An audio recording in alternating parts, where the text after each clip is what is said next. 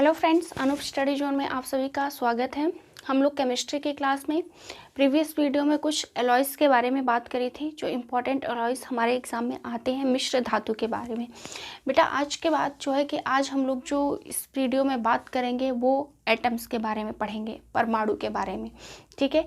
और देखेंगे कि किस टाइप के क्वेश्चंस हमारे एटम से आते हैं, जैसे कि हम लोग आज एटॉमिक मास निकालना, ठीक है, और जो है कि एटॉमिक मास और मास नंबर किस तरीके से निकालते हैं इसके बारे में आज पढ़ेंगे, ठीक है बच्चों। तो तब तक जो भी बच्चे ऐसे हैं जो चैनल पे नए हैं, प्लीज़ चैनल को सब्सक्राइब कर लीजिए, और अगर आप लोगों को पसंद आती है मेरी वीडियो तो उसको लाइक भी कीजिए, और ज़्यादा से ज़्यादा अपने दोस्तों के साथ इसको शेयर करिए ताकि लोगों तक ये वीडियो पहुँच पाए, ठीक है। तो आज हम जो टॉपिक पढ़ेंगे बच्चे वो पढ़ेंगे एटम्स, ठीक है, एटम्स यानी कि परमाणु। आई बात समझ में बच्चे? आज हम लोग बात करेंगे एटम्स के बारे में, परमाणु के बारे में बात करेंगे, ठीक है, एटम्स या परमाणु। तो चलिए फटाफट आप लोग मुझे आंसर करिए कमेंट बॉक्स में कि जब हम एटम की बात करते हैं मतलब एटम क्या होते हैं इसके बारे में कहते हैं, तो एटम बेसिकली होता क्या है, ठीक है। या फिर इसको ऐसे हटा लीजिए, यहाँ लिखिए एटम, ठीक है, मतलब परमाणु। अगर हम परमाणु की बात करें बेटा तो हम परमाणु किसको कहते हैं, क्या होता है परमाणु? तो देखो बच्चों, अगर हम परमाणु के डेफिनेशन की बात करें, एटम्स के डेफिनेशन की बात करें बेटा, तो होता क्या है कि जो हमारी सबसे स्मॉलेस्ट यूनिट होती है ना, वही क्या हो जाता है, हमारा एटम हो जाता है, ठीक है। इसकी डेफिनेशन की बात करें तो स्मॉलेस्ट यूनिट, ठीक है, मतलब स्मॉलेस्ट यूनिट या फिर कह लो कि सबसे छोटी इकाई जो होती है ना, वही हमारी होती है क्या, एटम होती है। आई बात समझ में बच्चे?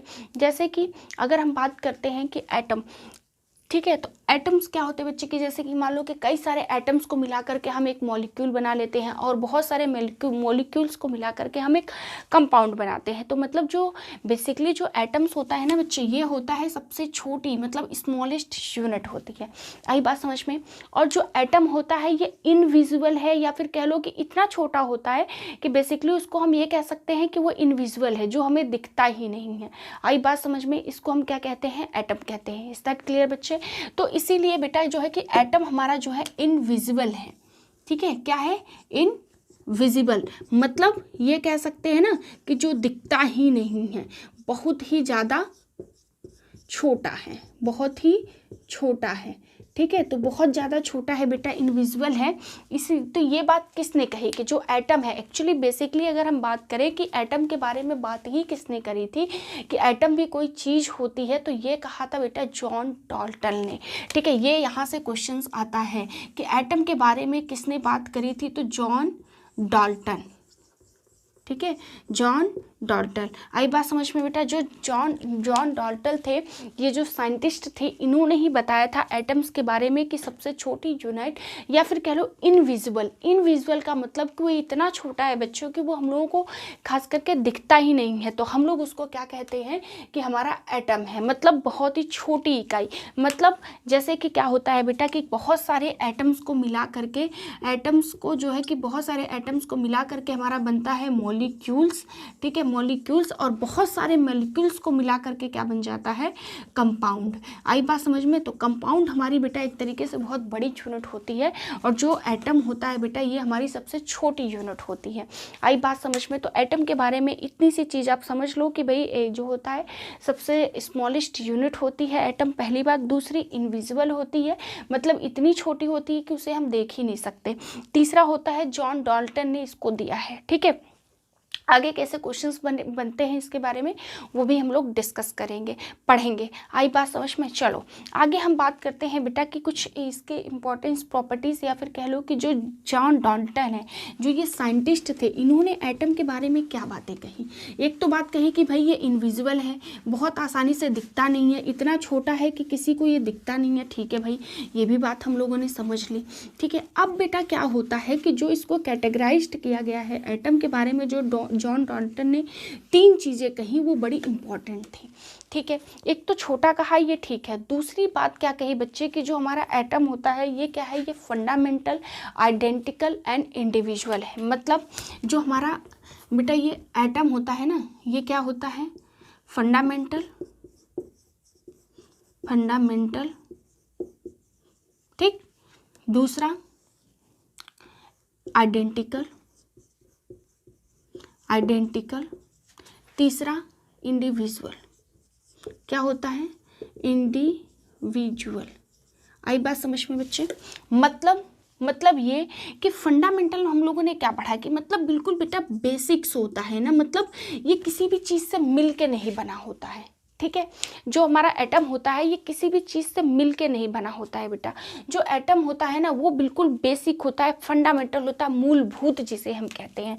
हिंदी वाले लिख लो बेटा, इसको कहते हैं मूलभूत, ठीक है, मूलभूत, ठीक है। मतलब बिल्कुल बेसिक इकाई। मतलब हम लोगों ने क्या कहा है कि जो फंडामेंटल क्या होती है? फंडामेंटल वो चीज़ होती है बेटा जो किसी भी चीज़ से मिलके नहीं बनी होती है बेसिकली, ठीक है।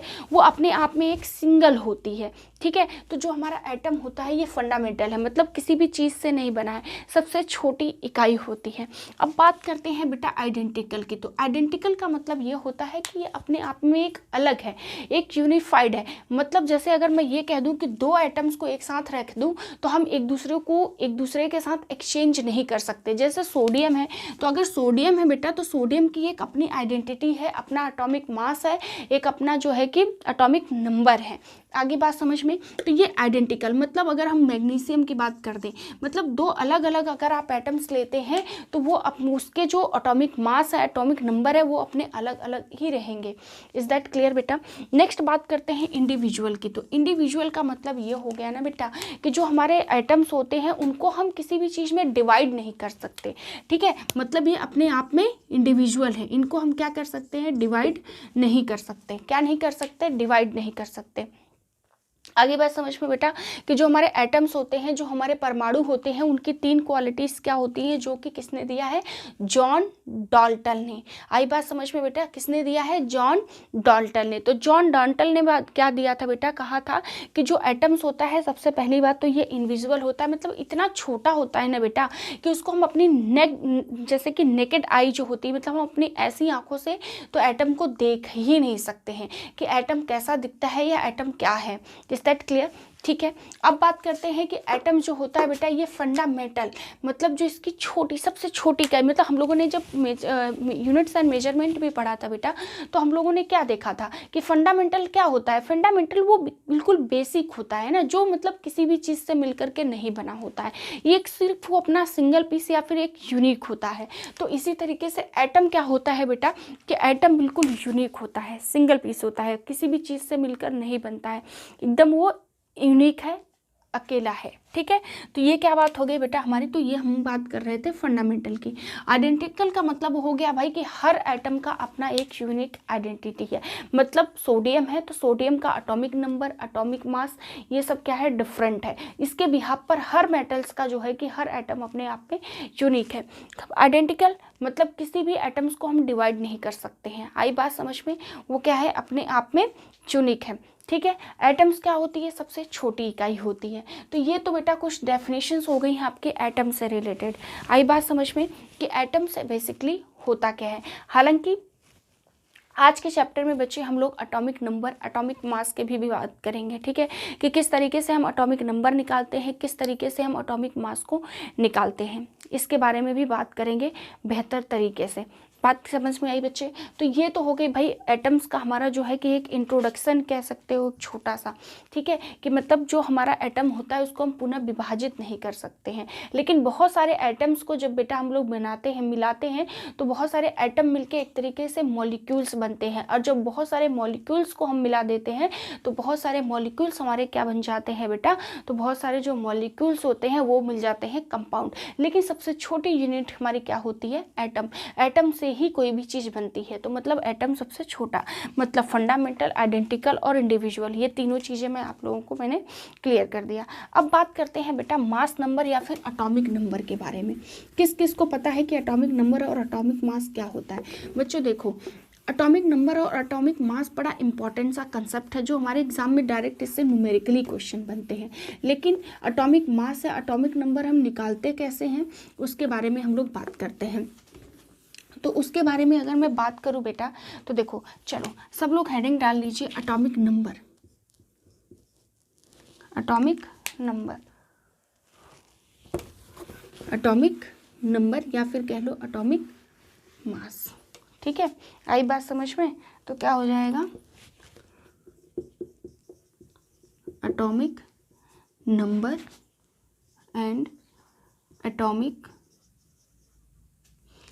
मास। ठीक है बेटा, इन दोनों के बीच में हम बात करेंगे कि एटॉमिक नंबर क्या होता है, एटॉमिक मास क्या होता है। ठीक है, उससे पहले एक छोटा सा कंसेप्ट समझते हैं। कंसेप्ट क्या है बेटा कि सपोज करो हमने क्या कहा कि जो जॉन डाल्टन थे, उन्होंने कहा कि एक तरीके से ये एक स्फेरिकल जो है कि हमारा क्या हो जाता है, एक स्फेरिकल पार्टिकल होता है। ठीक है, क्या है ये हमारा स्फेरिकल पार्टिकल, स्फेरिकल पार्टिकल। ठीक है, ये क्या होता है बेटा, हमारा स्फेरिकल पार्टिकल होता है। इज दैट क्लियर आप लोगों को? तो इसमें क्या हो जाता है बेटा, जो हमारा ये स्फेरिकल पार्टिकल होता है, इसके अंदर एक होता है छोटा सा न्यूक्लियस। ठीक है, इस न्यूक्लियस के अंदर क्या होता है बेटा, number of proton plus number of neutron. क्या होता है, number of proton plus number of neutron. ठीक है, इलेक्ट्रॉन, प्रोटॉन, न्यूट्रॉन, इसके बारे में हम बात करेंगे। ठीक है, और जो बेटा इसके ये इस तरीके से होता है ना, इस टाइप पे, यहाँ पे क्या हो रहा होता है कि एक इलेक्ट्रॉन्स अपने यहाँ पे ऑर्बिटल सेल में मूव कर रहे होते हैं इस तरीके से। ठीक है, इज दैट क्लियर? तो हमारा जो प्रोटॉन होता है इस पे चार्ज होता है पॉजिटिव, इलेक्ट्रॉन्स पे चार्ज होता है नेगेटिव, और न्यूट्रल पे हमें पता है बेटा कि कोई चार्ज होता ही नहीं है। तो जो डाल्टन थे, जॉन डाल्टन, उन्होंने क्या बात करी कि भाई जो हमारा एटम्स होता है, ये एक स्फेरिकल पार्टिकल में सबसे छोटे जो एटम होता है उसके अंदर होता है न्यूक्लियस। और अगर हम न्यूक्लियस की बात करते हैं बेटा, तो न्यूक्लियस में क्या होता है, तो न्यूक्लियस में होता है प्रोटॉन एंड न्यूट्रॉन। क्या होता है, प्रोटॉन एंड न्यूट्रॉन। ठीक है, आगे बात समझ में? तो ये न्यूक्लियस के साथ क्या होता है बेटा, न्यूक्लियस में होता है प्रोटॉन एंड न्यूट्रॉन, और जो इलेक्ट्रॉन होता है बेटा, वो क्या कर रहा होता है, वो इस सेल में एक दूसरे के टाइप इस तरीके से रिवॉल्व कर रहा होता है, मूव कर रहा होता है। तो मूवमेंट किसकी होती है, हमारी इलेक्ट्रॉन्स की होती है। आई बात समझ में बेटे? ये बात क्लियर हो गई। एक दूसरी कंसेप्ट याद रखो आप। दूसरा कंसेप्ट की बात करें बेटा, तो जो हमारा होता है प्रोटॉन ना, वो हमेशा क्या हो जाता है, वो इलेक्ट्रॉन्स के इक्वल होता है। ये चीज़ हमेशा आप याद रखना कि जो नंबर ऑफ प्रोटॉन होता है बेटा, वो नंबर ऑफ इलेक्ट्रॉन्स के इक्वल होता है। बात क्लियर हुई? ये जॉन डाल्टन की थ्योरी है कि जो हमारा जो ये स्फेरिकल शेप में एक होता है, स्फेरिकल शेप, ठीक है, उसमें क्या होता है बेटा कि यहाँ पे हमारा न्यूक्लियस होता है। न्यूक्लियस में हमारे क्या प्रेजेंट होता है, तो न्यूक्लियस में हमारा होता है प्रोटॉन एंड न्यूट्रॉन। क्या होता है, प्रोटॉन एंड न्यूट्रॉन। ठीक है, और जो इलेक्ट्रॉन होती है बेटा, ये क्या कर रही होती है, इस ऑर्बिटल सेल में एक दूसरे इस तरीके से मूवमेंट कर रही होती है। बात समझ में आ गई? और एक दूसरा कंसेप्ट मैंने क्या बताया बेटा कि जो प्रोटॉन होता है, नंबर ऑफ प्रोटॉन, वो हमेशा किसके इक्वल होता है, नंबर ऑफ इलेक्ट्रॉन के इक्वल होता है। Number of proton, number of electron हमेशा इक्वल होते हैं। ठीक है, इसका यूज है आगे। आई बात समझ में बच्चे? ठीक है, अब देखो भाई, नेक्स्ट हम लोग बात करते हैं, जैसे हमने सपोज कर लो कि बात करी सोडियम की, सोडियम। ठीक है, सोडियम। ठीक है बेटा, सोडियम। तो सोडियम की जब हम बात करते हैं बेटा, तो यहाँ पे हो जाता है 11, ये हो जाता है हमारा 23। ठीक है, अब बात करते बेटा, देखो ये 11 जो है, ये क्या होता है, हमारा एटॉमिक नंबर होता है। क्या होता है, एटॉमिक नंबर। ठीक है, ये क्या होता है, हमारा एटॉमिक नंबर। आई बात समझ में? इस चीज़ को ध्यान दो कि जो यहाँ पे ये नीचे होता है, ये क्या कहलाता है, हमारा एटॉमिक नंबर, और जो ये ऊपर है बेटा, इसको कहते हैं मास नंबर। क्या कहते हैं, मास नंबर। ठीक है, बात समझ में आई? मतलब ये हो जाता है हमारा परमाणु संख्या, परमाणु संख्या। ठीक है, और ये हो जाता है हमारा द्रव्यमान संख्या, द्रव्यमान संख्या। इज दैट क्लियर बेटा? ठीक है, आगे बात समझ में। अगर हम इस एटॉमिक नंबर और एटॉमिक मास की जब बात कर रहे हैं बेटा, तो हमने क्या देखा कि हमारा प्रोटॉन और इलेक्ट्रॉन हमेशा इक्वल होता है, ठीक है। अब हमने यहाँ पे एक सोडियम को एग्जाम्पल लिया, जो यहाँ पे ये नीचे लिखा रहता है बेटा, ये हो जाता है हमारा एटॉमिक नंबर। क्या होता है हमारा, ये एटॉमिक नंबर होता है, ठीक है, मतलब परमाणु संख्या होता है। और जो ये ऊपर होता है बेटा, ये क्या कहलाता है, तो ये मास नंबर कहलाता है, मतलब द्रव्यमान संख्या कहलाती है। आई बात समझ में बेटा।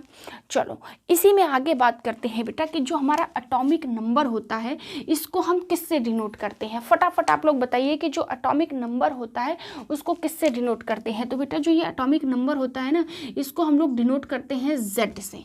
किससे डिनोट करते हैं, तो Z से। और वहीं अगर हमारा मास नंबर है बेटा, तो इसको हम लोग डिनोट करते हैं कैपिटल A से, ठीक। तो हमारा मास नंबर किससे होता है, जो हमारी द्रव्यमान संख्या है उसको किससे डिनोट करते हैं, A से। और जो हमारा एटॉमिक नंबर या परमाणु संख्या है उसको किससे डिनोट करते हैं, तो Z से करते हैं। तो इसको यहाँ पर आप लोग लिख लीजिए कि जो हमारा मास नंबर है, मास नंबर द्रव्यमान संख्या,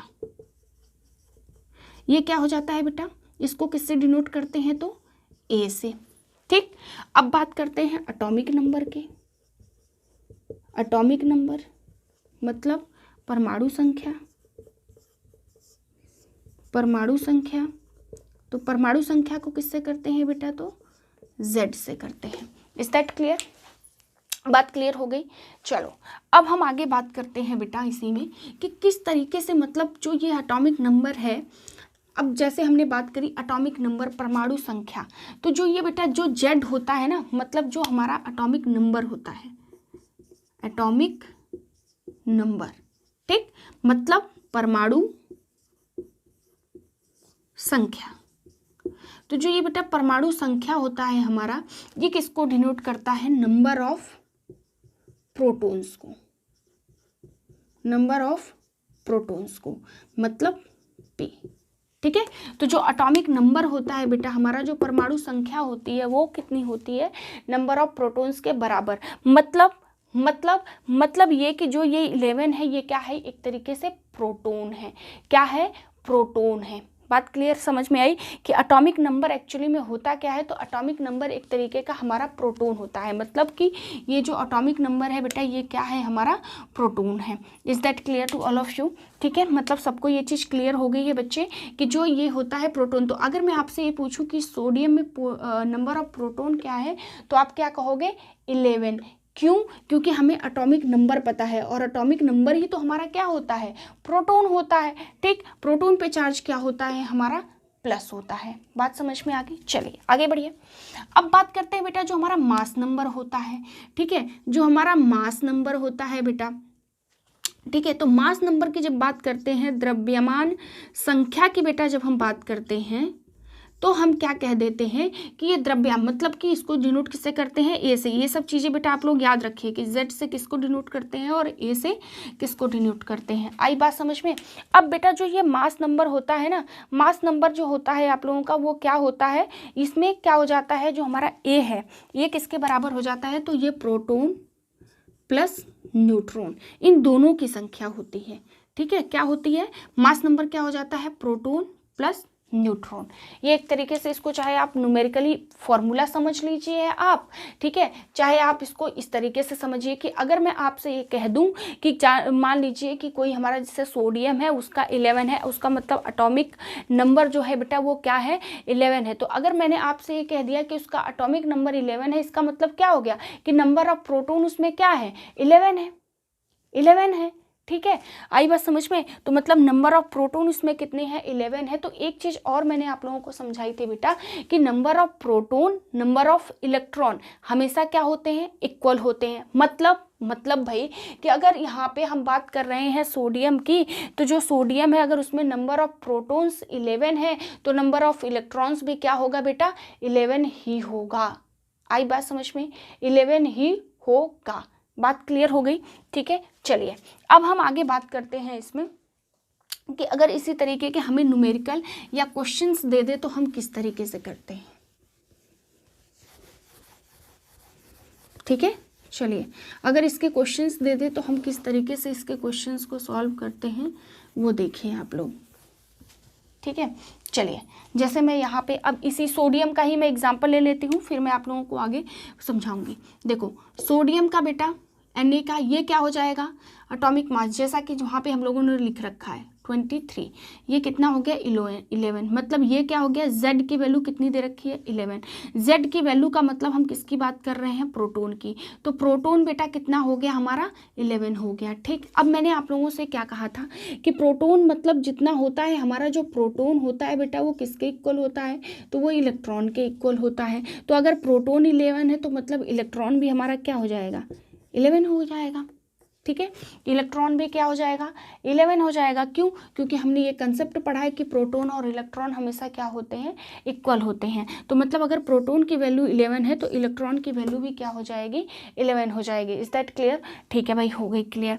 अब मैं आपसे ये पूछूं कि भाई मुझे इसमें से न्यूट्रॉन की संख्या बता दो कि न्यूट्रॉन की संख्या क्या होती है। तो फटाफट बताइए कि न्यूट्रॉन की संख्या क्या हो जाएगी। अरे भाई, जो हमारा ए होता है ना, जो ये ए होता है ये क्या है, मास नंबर है, मतलब ए। तो ए हमारा बेटा क्या हो जाता है, ए इज इक्वल टू क्या हो जाता है, प्रोटोन प्लस न्यूट्रॉन हो जाता है।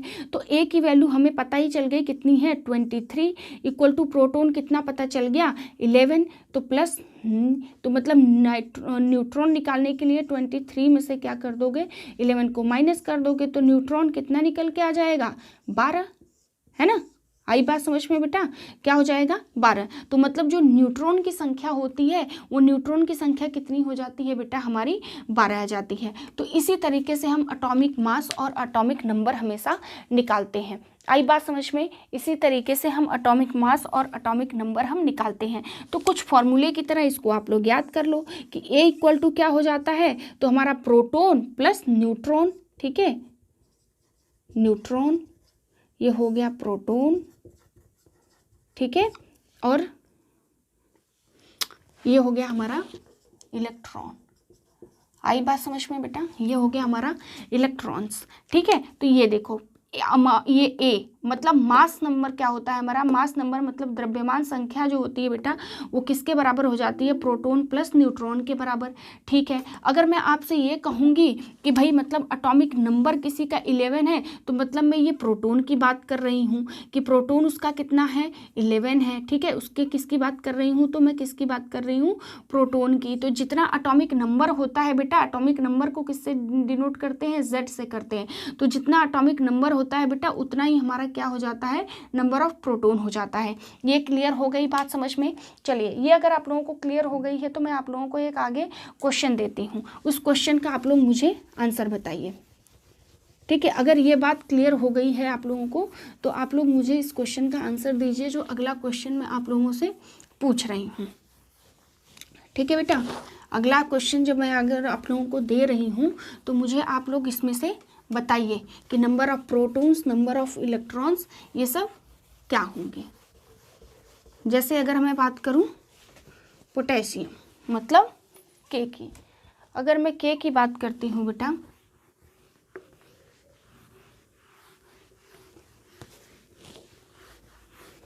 पोटेशियम के की बात करते हैं, पोटेशियम की बात करते हैं बेटा, तो पोटेशियम का हो जाएगा 1940।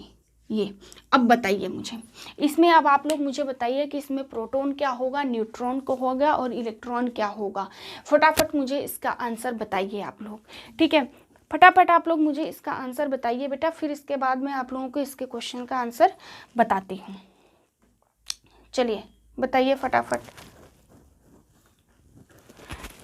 फटाफट बताइए भाई कि इसका आंसर क्या हो जाएगा। देखो बच्चे, अगर मैं प्रोटॉन की बात करूं, नंबर ऑफ प्रोटॉन की बात करूं तो ये क्या हो गया हमारा Z मतलब atomic number. Is that clear, atomic number. तो एटॉमिक नंबर कितना है 19।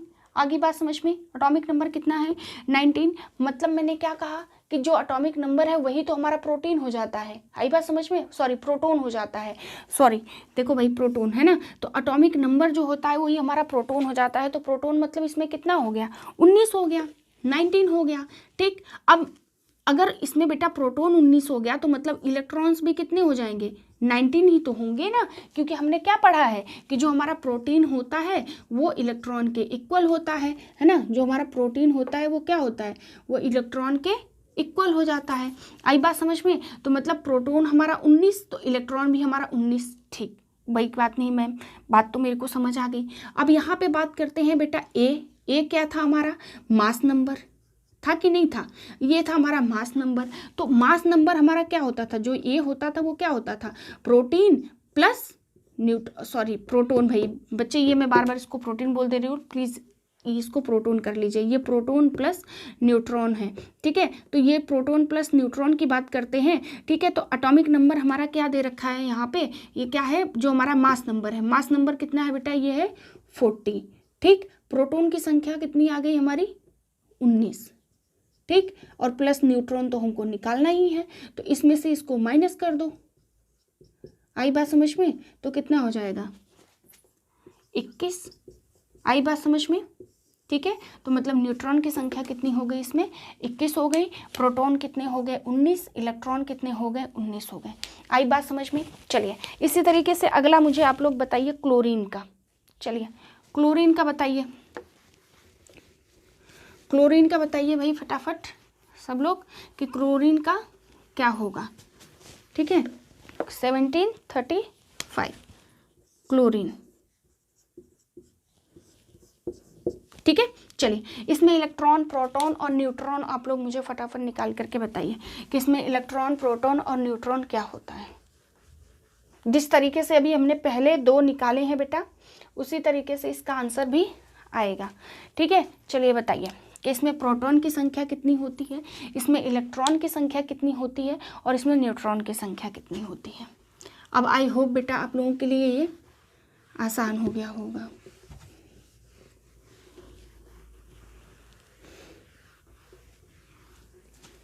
चलिए बताइए, प्रोटॉन, इलेक्ट्रॉन, इलेक्ट्रॉन पे negative charge, proton, electron, neutron. चलिए बताइए मुझे इसका आंसर कि इसका आंसर क्या होगा। देखते हैं कमेंट बॉक्स में कौन सा बच्चा ऐसा है जो इसका आंसर सबसे पहले और सबसे सटीक आंसर मुझे देता है। चलिए बताइए भाई। देखो बेटा फिर वही बात, ये क्या हो गया, ए मतलब मास नंबर, मास नंबर मतलब protein plus neutron, proton plus neutron. ठीक है, प्रोटॉन प्लस न्यूट्रॉन। इसकी बात करें तो ये क्या हो जाता है, अकेले हमारा प्रोटॉन, मतलब क्या है कि प्रोटॉन की संख्या कितनी हो गई, 17। ठीक, ओके मैम। इलेक्ट्रॉन क्या हो जाएगा, अगेन 17। क्यों, क्योंकि इलेक्ट्रॉन प्रोटॉन हमेशा बराबर होते हैं। अब निकालना है न्यूट्रॉन, न्यूट्रॉन के लिए ये वाला फॉर्मूला लगा दो तो आपका निकल के आ जाएगा, तो A equal to proton plus neutron. तो ये कितना हो गया आपका 35। ठीक, प्रोटॉन कितना है बेटा, तो प्रोटॉन हमारा जो है कितना हो जाएगा 17 है, प्लस न्यूट्रॉन निकालना है तो न्यूट्रॉन क्या हो जाएगा 35 माइनस 17। ठीक है, अच्छा अभी न्यूट्रॉन निकालना है। चलो भाई, तो मतलब न्यूट्रॉन की संख्या कितनी होगी हमारी, 18 आ गई। न्यूट्रॉन कितना हो जाएगा, माइनस करो 18। ठीक है, तो ये न्यूट्रॉन की संख्या कितनी आ गई, 18। तो मतलब प्रोटीन पता, इलेक्ट्रॉन पता, सॉरी ये प्रोटॉन है बेटा, ये प्रोटॉन पता हो गया, इलेक्ट्रॉन पता हो गया और न्यूट्रॉन पता हो गया। तीनों चीज़ें आप लोगों को पता हो गई।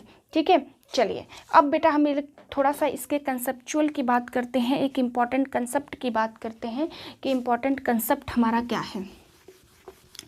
ठीक है, अगर हम इसके इम्पॉर्टेंट कंसेप्ट की बात करें,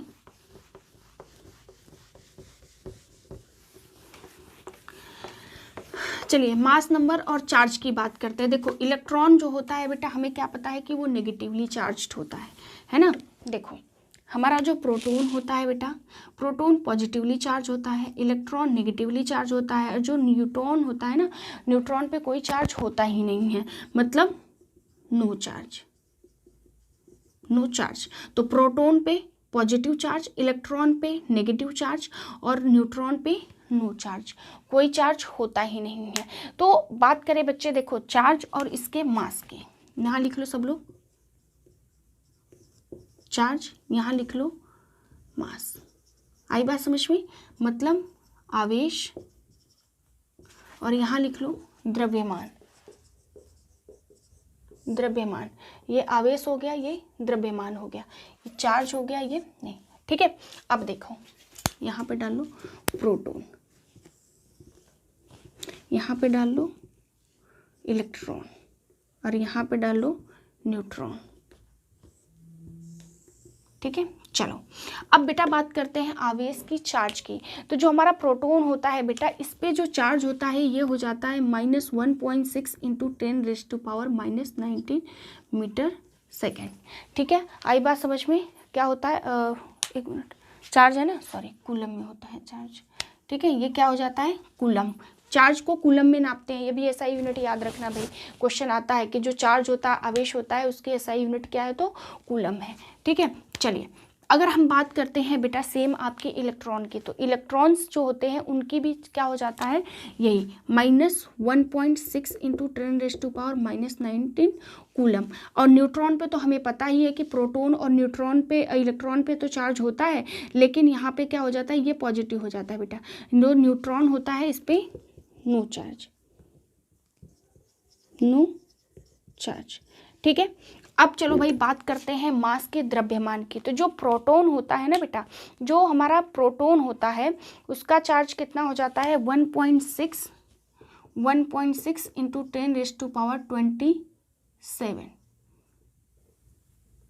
10⁻27। आई बात समझ में? 1.6 × 10⁻, जो है कि -27 किलो। ठीक, ये तो प्रोटॉन की हो गई। आई बात समझ में बेटा? जो न्यूट्रॉन होता है, न्यूट्रॉन का भी यही होता है 1.6 × 10⁻⁻27 kg। आई बात समझ में? लेकिन जो इलेक्ट्रॉन होता है बेटा, उसको जो द्रव्यमान होता है वो होता है 9.1 × 10⁻31 kg। आई बात समझ में बेटा? ठीक है, क्लियर हो गया। हमने चार्ज की बात करी, मास की बात करी, आवेश और द्रव्यमान की बात कर रहे हैं। ठीक है, तो जो हमारा प्रोटॉन होता है उस पे चार्ज कितना है, 1.6 × 10⁻⁻19 कूलम।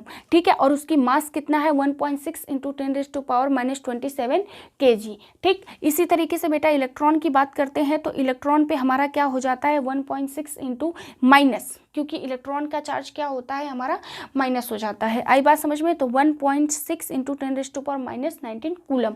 और बात करते हैं इसके मास की, इसके द्रव्यमान की, तो 9.1 × 10⁻31 kg। उसी तरीके से सेम बेटा हमारा जो न्यूट्रॉन होता है, तो न्यूट्रॉन पे तो हमें पता है ना कि प्रोटॉन और इलेक्ट्रॉन पे चार्जेस होते हैं, लेकिन न्यूट्रॉन पे कोई चार्ज नहीं होता है, लेकिन इसका अपना मास होता है। तो इसका मास कितना होता है, 1.6 × 10⁻⁻27, मतलब प्रोटॉन के बराबर। ठीक है बेटा, प्रोटॉन के बराबर, मतलब जो न्यूट्रॉन पे जो मास होता है, जो द्रव्यमान होता है, वो किसके बराबर होता है, प्रोटॉन के बराबर होता है। आई बात समझ में? अब एक चीज बताओ बेटा कि जो ये चीज होती है, जो ये है, इन दोनों के बीच में अच्छा आप मुझे एक बात बताओ कि कौन सा कम है, किसका मास कम है, प्रोटॉन का या इलेक्ट्रॉन का? तो आप कहोगे कि मैम -31 ज़्यादा कम है, तो इसका मतलब है कि ये कम है, तो इसको हम ये कह सकते हैं कि नेग्लिजिबल। ठीक है, मतलब इसको हम क्या कह सकते हैं, न के बराबर, न के बराबर।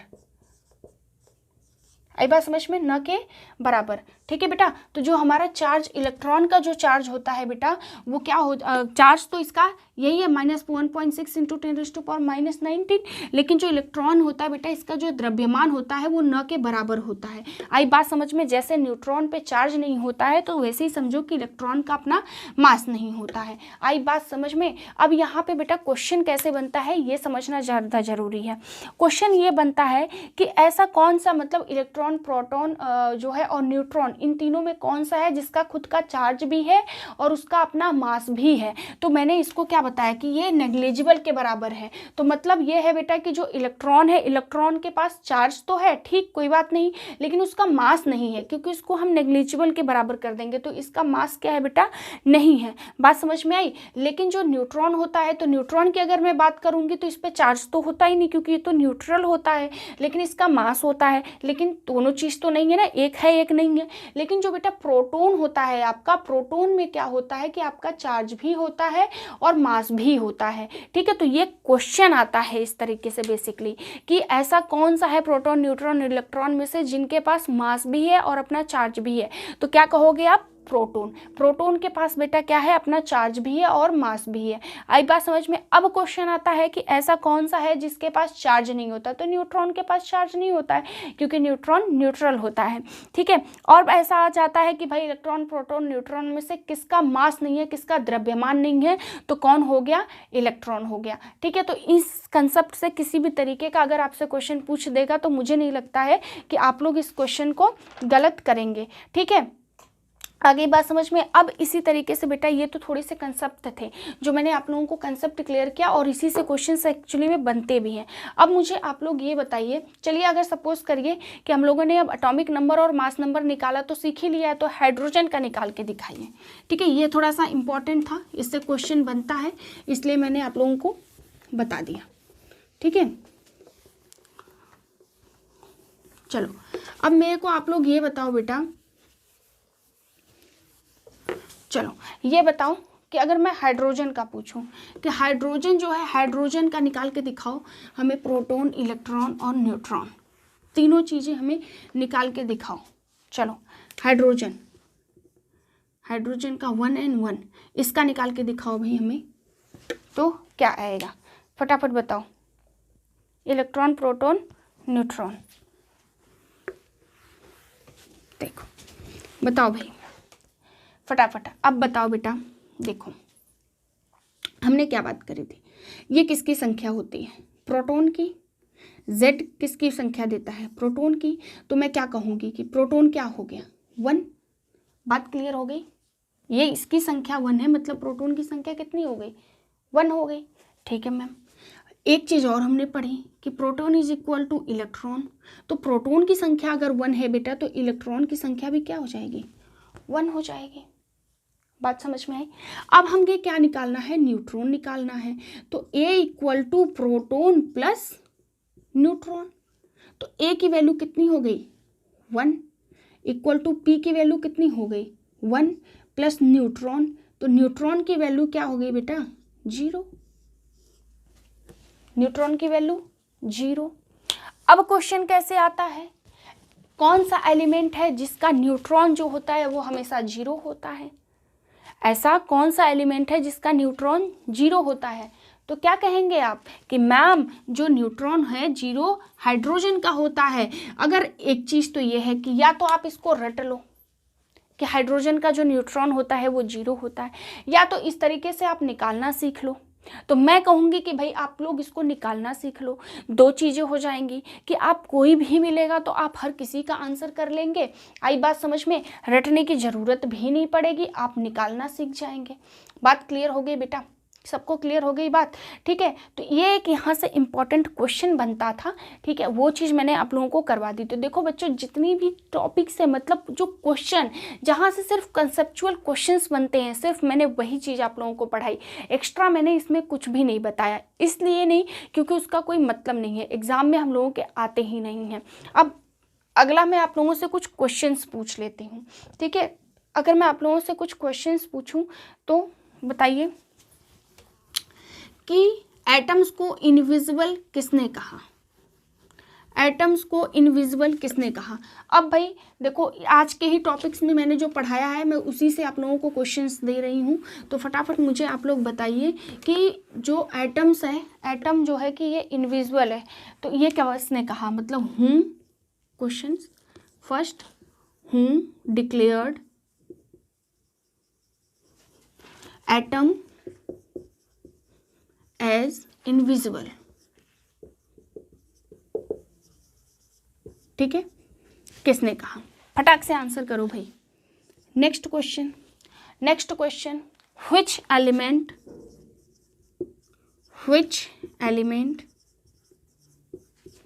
Have 0 neutron?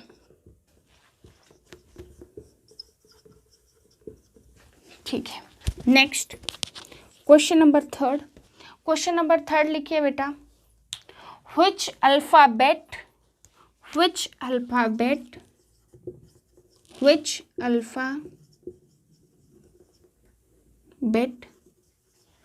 denotes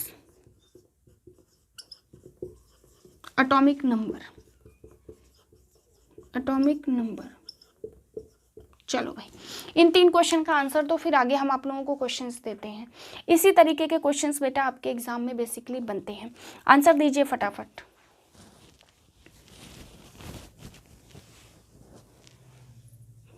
आंसर दीजिए। आज ही के टॉपिक जो आप लोगों ने केमिस्ट्री को पढ़ा है बेटा, उसी का मैंने क्वेश्चन आप लोगों को दिया है, और ये बड़े इंपॉर्टेंट क्वेश्चंस हैं जो आपके एग्जाम में basically most of the time आते ही आते हैं। ठीक है, तो देखो बच्चे, अगर मैं बात करूं कि who declare the atom as a invisible, तो भाई किसकी बात करी थी? एक ही तो साइंटिस्ट की बात करी हम लोगों ने, किसकी? John Dalton. तो एक चीज ध्यान रख लो भैया, जहां पे एटम की कहानी आए, एटम के बारे में आए, एटम का नाम आए, तो किसका नाम हो जाएगा? John Dalton. ठीक, next, which element have 0 neutrons? अरे भाई, अभी तो हम लोगों ने निकाला था कि 0 न्यूट्रॉन्स किसका होता है? तो हाइड्रोजन। आई बात समझ में? हाइड्रोजन का कितना हो जाता है बेटा? न्यूट्रॉन 0। देखो 1:1 हो गया। बात समझ में आई? 1:1 मतलब क्या हो गया कि एटॉमिक नंबर जो है आपका, मतलब ये 1 था, तो मतलब नंबर ऑफ प्रोटॉन्स कितने हो जाएंगे इसमें? 1, और प्रोटॉन्स 1 है तो इलेक्ट्रॉन भी 1 हो जाएगा। ठीक, A इक्वल टू क्या होता था? Proton plus neutron. ठीक, अब A की वैल्यू कितनी हो गई? यही तो A की वैल्यू होती थी, ये Z की वैल्यू होती है, तो A इसमें क्या हो जाएगा? 1, तो 1 में से 1 माइनस करोगे तो न्यूट्रॉन की वैल्यू कितनी आ जाएगी बेटा? 0। न्यूट्रॉन की वैल्यू कितनी आ जाएगी? 0। Is that clear to all of you? ठीक है बेटा, सबको क्लियर हो गया? ठीक है, कि जो हाइड्रोजन होता है उसका न्यूट्रॉन 0 होता है। कैसे आया ये भी आप लोगों को बता दिया। नेक्स्ट बेटा, which alphabet denotes atomic number? अब मुझे बताइए भाई कि एटॉमिक नंबर कौन सा अल्फ़ाबेट है जो एटॉमिक नंबर को डिनोट करता है? तो Z, कैपिटल Z। और एटॉमिक मास की अगर यहीं पे बात कर दे तो, या फिर कह लो कि मास नंबर की बात कर दे तो, अगर यहीं पे बात कर दे मास नंबर की, तो अल्फ़ाबेट A। तो मास नंबर के लिए अल्फ़ाबेट A, और जो हमारा जो है कि एटॉमिक नंबर के लिए अल्फ़ाबेट क्या यूज़ होगा बेटा? कैपिटल Z यूज़ होगा। ठीक है, तो देखो बच्चों, हमारी जो एटम्स हैं इसी तरीके के क्वेश्चंस एटम से आते हैं। हालांकि अभी एटम में काफ़ी कुछ क्वेश्चंस मैं आप लोगों को करवाऊंगी, तो आज के जो लेक्चर है उसको यहीं पे हम लोग फिनिश करते हैं। आई बात समझ में? नेक्स्ट लेक्चर में मैं इसी से रिलेटेड इंपॉर्टेंट क्वेश्चंस आप लोगों के लिए लेके आऊँगी, और ढेर सारे क्वेश्चंस हम लोग प्रैक्टिस करेंगे बेटा, जिससे केमिस्ट्री बिल्कुल आसान हो जाएगी। और एटम टॉपिक से जिस टाइप के भी क्वेश्चंस आप लोगों के एग्जाम में बनते हैं वैसे क्वेश्चंस आप लोगों को यहाँ पर देखने को मिलेंगे। आई बात समझ में? बाकी वीडियो में किसी को किसी भी तरीके का बेटा डाउट है जो आप लोगों को क्लियर नहीं हुआ है तो कमेंट बॉक्स में आप लोग लिखिए, आप लोगों को आंसर मैं जरूर दूंगी नेक्स्ट लेक्चर में आकर के। आई बात समझ में? बाकी हम लोगों ने जितनी भी चीज़ें आज पढ़ी हैं ये बड़ी इस सेशन के इंपॉर्टेंट क्वेश्चंस थे। नेक्स्ट वीडियो में बेटा इसी एटम को ही हम लोग कंटिन्यू करेंगे, और कुछ बेहतरीन और इससे भी ज़्यादा इंपॉर्टेंट क्वेश्चंस जो हमारे एग्जाम में आते हैं उसके बारे में हम लोग बात करेंगे। तब तक आप लोग रिविजन करते रहिए, पढ़ाई करते रहिए। Thank you.